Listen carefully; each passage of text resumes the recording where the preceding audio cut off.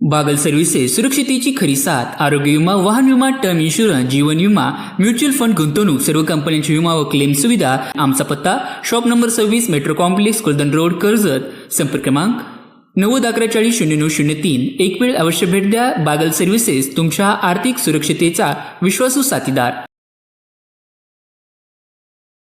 लोकांनी एकत्रित येऊ दिलं नाही. संख्या तुमची आमची किती? आता मी उगं ढोबळ मनाने बोलतोय. बोलायचं तर तासभर बोलू, परत कधी नाही.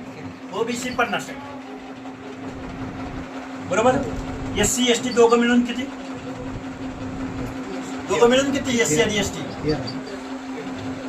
दोघं मिळून SC आणि ST 20 किती झाली? 19 किती झाली? 70% झाली. उरले किती? मग पुन्हा त्यामध्ये मुस्लिम, मायनॉरिटी, त्यांची किती करायची? हा देश कुणाचा आहे? पण तुम्हाला आम्हाला नेहमी इथल्या सत्ताधारी वर्गाने रॉ मटेरियल म्हणूनच तुमचा आमचा उपयोग केला, बेसिक वोटर म्हणूनच उपयोग केला. महामानव काशीरामजींनी तुम्हाला आम्हाला डॉक्टर बाबासाहेब आंबेडकरांची क्रांती, विचार, समतेचं तत्व, माणुसकीचं जीवन राजसत्तेमध्ये परावर्तन करून कुणी दाखवलं? डॉक्टर बाबासाहेब आंबेडकरांनी सांगितलं, पण त्याचं प्रत्यंतर कुणी आणून दाखवलं तर उत्तर प्रदेशमध्ये सत्ता बदलून दाखवली काशीराम. पण ज्या महाराष्ट्रामध्ये फुले शाहू आंबेडकरांनी जन्म घेतला, त्या महाराष्ट्रामध्ये मात्र ओबीसीला माहिती नाही की विजयंती आपल्या देतात. विजयंतीना माहित नाही की आपण ओबीसी मध्ये आहोत.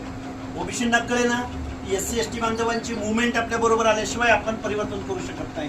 आणि मग परत आमच्या RPIला, आमच्या वंचित बहुजन आघाडीला, त्यांच्या नेत्यांना महाराष्ट्रातला समतोल समाज आज नेतृत्व म्हणून जर स्वीकारलं असतं तर महाराष्ट्रामध्ये सुद्धा सत्ता परिवर्तन घडलं असतं. आता मी एक चळवळीतला कार्यकर्ता म्हणून मी तुमच्या समोर खूप जबाबदारीनं सांगतो, गावगाड्यामध्ये ज्यांना ज्यांना रिझर्वेशन पॉलिसी, समतेचं तत्व, माणुसकीचं जीवन पाहिजे, त्या सगळ्या लोकांनी, हा खरं तर बहुजन हा शब्द आहे. परत सांगतोय का, बहुजन हा शब्द यासाठी आहे. बहुजन हा शब्द कुणाला तरी मुख्यमंत्री होण्यासाठी, कुणाला तरी आमदार होण्यासाठी, कुणाला तरी खासदार होण्यासाठी निवडणुका आले की आम्ही बहुजन आहोत. पण त्या बहुजनाला तुम्ही दिलं काय? तर तुम्हाला आम्हाला आजही पारंपरिक जीवन जगावं लागतं या लोकशाहीमध्ये, या भारताच्या अमृतकालामध्ये. आता तुम्ही विमुक्त जातीमधले आहात. आता काल परवा इथं सेन्ससचा आता बघा ते लोक येऊन गेले, मग आम्ही प्रश्न विचारले नाही. आता फक्त घरगणना होती, जातीय जनगणना होत नाही तर घरगणना होती. मग आम्ही त्यांना एक प्रश्न विचारला, या घरगणनेमध्ये तुम्ही घराची मोजणी करताय तर त्या घरगणनेमध्ये झोपडीचा रकान आहे का? नाही. पालाचा रकान आहे का? नाही. कोपीचा रकान आहे का? मग जर पालातला माणूस मोजला जाणार नसेल, त्याच्या घराची नोंद घेतली जाणार नसेल, कोपीची जर जनगणना होणार नसेल, वेगवेगळ्या शहरांमध्ये आउटस्कटला जमिनीशी समांतर पालन करून राहणाऱ्या आमच्या भटक्या विमुक्तांची जर गणना त्यात होणार नसेल, तुझ्या घराचीच मोजणी होणार नाही तर तुमची संख्या कोण मोजणार? हा प्रश्न तुम्हाला आम्हाला विचारावा लागेल. फक्त एखाद्या राग म्हणू नका बरं का कुणी, मी कुणाच्या वैयक्तिक, आपण ज्या पक्षात काम करतोय त्या पक्षाच्या प्रमुखाला विचारायचं, आमची नोंदणी तुम्ही केली का? आमच्याबद्दल तुमचं काय म्हणणं आहे? आमचं ओबीसीचं रिझर्वेशन संपलंय. कधीतरी एखाद्या शहरामध्ये आमचा नगरसेवक होत होता, कुठंतरी एखादा नगराध्यक्ष होत होता, कुठंतरी एखादा महापौर होत होता, तेही रिझर्वेशन आता संपलेलं आहे. म्हणजे आम्हाला संविधानानं दिलेलं, आम्हाला कायद्यानं दिलेलं ओबीसींना रिझर्वेशन डॉक्टर बाबासाहेब आंबेडकरांनी 340व्या कलमामध्ये दिलं. 341, 42 ST SC साठी आहे. हे जर ओबीसींना ज्या दिवशी कळेल त्या दिवशी सत्ता परिवर्तन असेल. कुणासमोर भीक मागायची वेळ येणार नाही. जिसकी संख्या जितनी भारी उसकी उतनी सत्ता में भागीदारी. इंग्रज गेले, अरे इंग्रज किमान तुम्हाला शिक्षण द्यायला तयार होते. इंग्रज किमान तुम्हाला अनिष्ट रूढी, परंपरा, प्रथा, बेकायदेशीर गोष्टी इंग्रजांच्या काळात घडत नव्हत्या साहेब. तुम्हाला आम्हाला माणसात आणलं इंग्रजांनी. तुमची आमची इंच जमीन मोजली इंग्रजांनी. तुम्हाला आम्हाला शिक्षण द्यायला सुरुवात केली इंग्रजांनी. तुम्ही म्हणाल अरे इंग्रजांना घालवलंय आणि मग तुम्ही आता इंग्रजांचं कौतुक करताय. केलंय शोषण त्यांनी आपलं, नाही म्हणत नाही मी. पण तुम्हाला आम्हाला माणूस म्हणून विधवा विवाह प्रथा असेल, रौलेट ऍक्ट असेल, गोलमेज परिषद असतील, सायमन कमिशन्स असतील, ह्या लोकांनी खऱ्या अर्थानं आणि मग पुन्हा डॉक्टर बाबासाहेब आंबेडकरांनी त्या सगळ्यांचा कळस, त्या सगळ्यांचं कायद्यात रूपांतर करण्याचं काम डॉक्टर बाबासाहेब आंबेडकरांनी केलंय. म्हणून माझी तुम्हाला हात जोडून कळकळीची विनंती आहे, आजही तुम्हाला माणूस म्हणून इथली व्यवस्था वागवत नाही. इंग्रज गेले, इंग्रज बरे होते, पण आत्ताचे इथले आमदार, खासदार, वतनदार, जागीरदार, कारखानदार, भांडवलदार, आता एक जबाबदारीने परत बोलतो, खरं तर मी ही भूमिका कधी मांडत नाही. आमच्या आता SC बांधवांमध्ये भांडणं लागलेली आहेत रिझर्वेशन संदर्भात. बाबांनो, मी जबाबदारीने तुम्हाला सांगतो, ज्या गोष्टीसाठी भांडणं लागलेत, ज्या शिक्षण आणि नोकऱ्यासाठी भांडणं लागलेत, त्या नोकऱ्या आता सरकारी राहिल्या नाहीत. त्या सगळ्या प्रसाद लाडच्या कंपनी थ्रू 1 लाख लोकांची नोकर भरती होती. तिथं एजन्सी 9 आउटसोर्सिंगच्या कंपन्या आहेत महाराष्ट्रात. 9 कंपन्या नोकर भरती करतायत. तुम्हाला कुठं नोकरी भेटणार?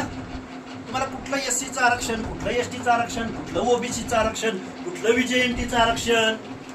खरं तर संविधान वाचलं पाहिजे, आपलं आरक्षणाचं धोरण वाचलं पाहिजे, राज्यकर्ती लोक म्हणून तुमचा आमचा माणूस गेला पाहिजे. हे जोपर्यंत होणार नाही तोपर्यंत तुमच्या आमच्या हक्क अधिकाराचं संरक्षण होणार नाही आणि तुम्ही सगळेजण शिकून संघटित होणार नाही.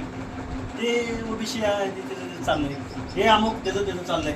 धर्मावर भांडणं होतं, तिथं अजून काही गोष्टी भांडणं होतात. अरे पण आता तो काळ नाही ना, लाट्या काट्यांचा काळ केला ना. अरे कोण एखादा डेअरिंगनं संविधानाची बात करत असेल तर तुम्हाला मारलं जातं. आमचं म्हणणं एकच आहे, लाट्या काट्याचा काळ गेला, आता मतपेटीचा काळ आहे, आता संविधानाचा काळ आहे. पूर्वी राजा एखाद्या राजाच्या पोटी जन्माला यायचा, आता राजा मतपेटीतनं जन्माला येतो. एक मत, एक मूल्य, एक व्यक्ती. इथं उभे राहिलेल्या माणसांच्या मताला 1 मूल्य, दुसऱ्या कुठल्या तर माणसाच्या मताला 100 मूल्य, असं काय आहे का? तर मग लाख मोलाचं मत आपल्या हातात आहे, संविधान आपल्या हातात आहे. तर तुम्ही आम्ही सगळ्या बहुजन लोकांनी एकत्रित आलो तर निश्चित परिवर्तन होऊ शकतं, निश्चित संविधानाचं संरक्षण होऊ शकतं. निश्चित तुम्हाला तुमचा माणूस गेला तरच तुम्हाला त्याचा काहीतरी कळ येणार आहे, दुःख होणार आहे, वेदना कळणार आहे.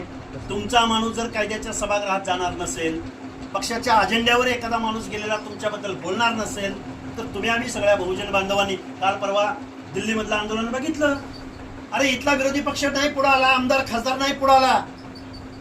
16व्या 17व्या 18व्या दिवशी विरोधक तिथं उतरले, पण 16-17 दिवस विद्यार्थ्यांनी आंदोलन हातामध्ये घेतलं, विद्यार्थ्यांनी लाट्याकाट्या झेलल्या, विद्यार्थी पत्रकार झाले आणि या देशाला नव्हे जगामधल्या 70% लोकांनी हे आंदोलन पाहिलं. जगातल्या 70% देशांनी हे आंदोलन पाहिलं. तुम्ही आम्ही तर चळवळीतली माणसं आहोत, तुम्ही आम्ही तर डॉक्टर बाबासाहेब आंबेडकरांच्या विचारावर चालणारी माणसं आहोत, महात्मा ज्योतिराव फुलेंच्या विचारावर, समतेच्या विचारावर चालणारी माणसं आहोत. बहुजनांनी सगळ्यांनी एकत्रित यावं, ही काही भाषण करण्याची वेळ नाही. अगदी ऐनवेळी तुम्ही आम्हाला इथं बोलवलं, आमच्या सर्व सहकाऱ्यांचा तुम्ही सत्कार केलात, वाजत गाजत साहेब इथं घेऊन आलात आणि मला वाटतंय आजपर्यंत मला असं सिंहासन बसायला पहिल्यांदा या कार्यालयामध्ये आम्हाला मिळालं. म्हणजे सिंहासन म्हणजे तुम्ही आम्ही दगडावर बसलो. आपण पहिले आदिवासींचे राजे नव्हते का? होते ना.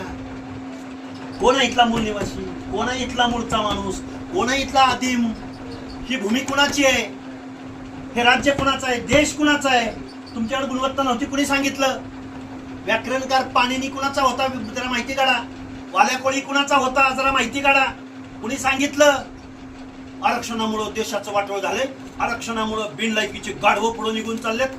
सर्रास रिझर्वेशन मधल्या लोकांना इथल्या व्यवस्थेमधल्या लोकांकडून बोललं जातं. देश घडवणारी माणसं आम्ही. छत्रपती शिवरायांच्या स्वराज्यासाठी जीव देणारा बेहरजी नाईक होता, जीवा महाले शिवा काशीद होता, तानाजी मालुसरे कोण होता? ह्या गोष्टींचं भान जोपर्यंत तुम्हाला आम्हाला येणार नाही तोपर्यंत तुमच्या आमच्या हिताची बात इथल्या आमदारांना, खासदारांना, वतनदारांना, जागीरदारांना, भांडवलदारांना पडलेलं नाही. तुमचं निवडणुका आल्या 8 दिवसामध्ये तुम्हाला आम्हाला खरेदी केलं जातं. डॉक्टर बाबासाहेब आंबेडकरांची लोकशाही, संविधान, मताचा अधिकार 500,000 रुपयाला खरेदी केला जातो आणि तुम्ही आम्ही माणसं 5 वर्ष डॉक्टर बाबासाहेब आंबेडकरांचं दर्शन घेतल्याशिवाय तुम्ही आम्ही घरातनं बाहेर पडत नाही. पण त्यांनी सांगितलेलं स्वाभिमानाचं जीवन तुम्ही आम्ही कुठे जगतो? जगत नाही. म्हणून माझी या व्यवस्थेमधल्या 85% बहुजनांना हा खरा बहुजन शब्दाचा अर्थ आहे. बहुजन या शब्दाचा अर्थ समजून घेण्याचा प्रयत्न करा. एवढी मी तुमच्यासमोर हात जोडून कळकळीची विनंती करतो. आणि मनोगत व्यक्त करता भाषणच झालं आणि तुमचा जास्त वेळ घेतला त्याबद्दल दिलगिरी व्यक्त करतो आणि माझं मनोगत थांबवतो. आणि तुम्ही एवढा आमचा सुरेख